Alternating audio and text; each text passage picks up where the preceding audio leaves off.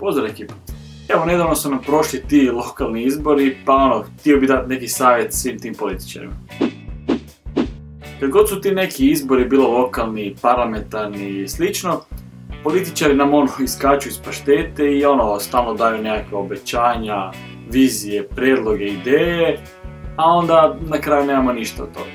E sad, oni očekuju da u tim kampanjama nam prezentiraju neke svoje planove i ideje i očekuju naravno da ćemo mi to popušiti i da ćemo im vjerovati. Znači da stvarno mislimo da oni to žele, hoće i da fakat to vjeruju. Ono što bi ja njima savjetovao je da jednostavno i prije izbora, za vrijeme normalne godine, se bave tim stvarima koji njih zanima, u što oni vjeruju i ljudi će to vidjeti. Znači ako vas zanima ekologija, borba protiv zagađenja okoliša, bavite se tim stvarima tokom godine, ljudi će to prepoznati.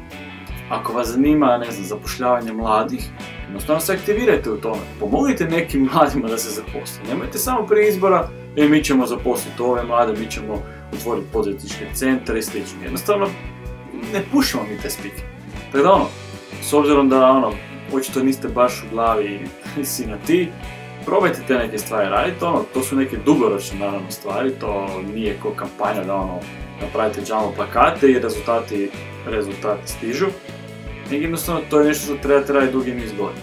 Tako da ako vas fakat nešto zanima, naravno ako niste uhljebi i slična fina gospoda, onda to naravno nećete raditi. Ali fakat ako hoćete pokazati da nešto želite ili vjerujete u neke stvari, radite to svakodnevno, jer ljudi će to primijetiti.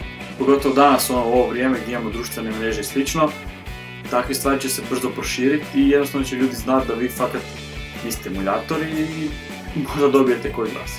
Eto, nadam se da će se političari i općenito ljudi malo početi držati takvih nekih stvari, da jednostavno ne vrijedi reći ja sam za nešto, treba pokazati djelima da to stvarno mislite.